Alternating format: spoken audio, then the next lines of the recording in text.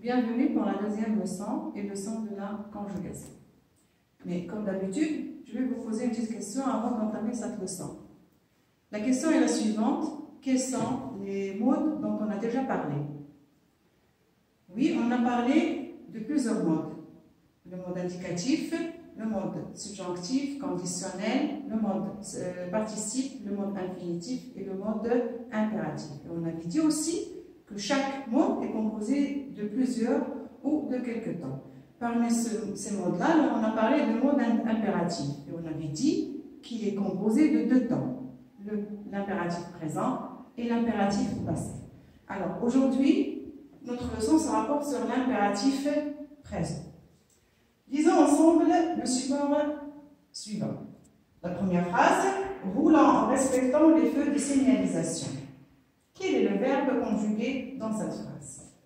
Eh bien oui, c'est le verbe rouler. C'est un verbe de quel groupe? Du premier groupe. Il est conjugué à quelle personne? Si vous remarquez la terminaison en NS, ça vous rappelle le pronom personnel nous, c'est-à-dire la première personne du pluriel. À quel temps est conjugué ce verbe? Vous allez peut-être me dire que c'est au présent, vu que vous avez remarqué la terminaison du verbe. Mais ce n'est pas le cas. Pourquoi? Oui, vous avez bien fait la remarque parce que vous avez remarqué qu'on n'a pas de sujet ici. Donc, on ne peut pas dire que c'est le présent. Roulant en respectant le feu de signalisation. C'est cette phrase-là exprime, qu'est-ce qu'elle exprime? Elle exprime un conseil, ou bien un ordre, ou bien une interdiction. Donc, un conseil, roulant en respectant le feu de signalisation. Donc, c'est une phrase, si vous faites un flashback, on a vu déjà dans la langue, dans la grammaire, la phrase impérative. On a dit qu'elle exprime le conseil. Et pourquoi on l'a appelée phrase impérative? Tout simplement parce que le verbe est conjugué à l'impératif. Effectivement, le verbe rouler ici est conjugué à l'impératif. Regardons la deuxième phrase. Choisis l'endroit convenable pour doubler. C'est la même question. Le verbe conjugué ici, c'est le verbe choisir. C'est un verbe de deuxième groupe. Lui aussi n'a pas de sujet. Vu la terminaison IS, il est conjugué à la deuxième personne du singulier. Et la troisième, avertissez le piéton fautif par un coup de klaxon. Le verbe conjugué dans cette phrase, c'est le verbe avertir. C'est un verbe de deuxième groupe.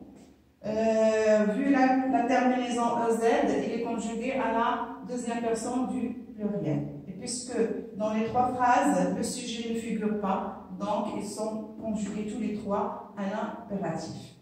Donc, l'impératif, comme vous avez remarqué, on a dit qu'il n'y a pas de sujet. Ça, c'est la première caractéristique de l'impératif, que ce soit présent ou passé. Donc, le sujet n'existe pas. Il est implicite. Puis, à l'impératif, le verbe est conjugué à trois personnes. À la première personne du pluriel, deuxième du singulier et la deuxième du pluriel. Donc, si je peux récapituler un petit peu, donc, l'impératif est un mode, comme on a dit au début de la séance, et elle exprime l'ordre ou le conseil ou l'interdiction. À l'impératif, le verbe conjugué n'a pas de sujet. Et pour les terminaisons, on a trois terminaisons selon le groupe. Si le verbe appartient au premier groupe, la terminaison, comme vous remarquez, E, O, N, S, E, Z. Contrairement à l'indicatif présent, à la deuxième personne du singulier, la terminaison est ES. À l'impératif, le S disparaît. Je répète seulement pour les verbes de premier groupe. Pour les verbes de deuxième groupe, ils gardent la même terminaison que celle de l'indicatif. L'indicatif présent, bien du présent de l'indicatif, c'est pareil. Donc c'est IS, I2SONS, I2SEZ. Les verbes de troisième groupe, eux aussi gardent la terminaison du présent, S, ONS, EZ.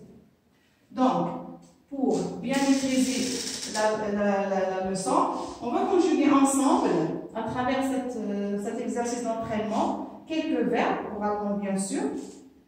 On va commencer par un verbe de premier groupe, ranger. Alors, on va le conjuguer ensemble, allons-y. Range, rangeant, ranger. Pour le verbe choisir, nous allons dire choisis, choisissant, choisissez.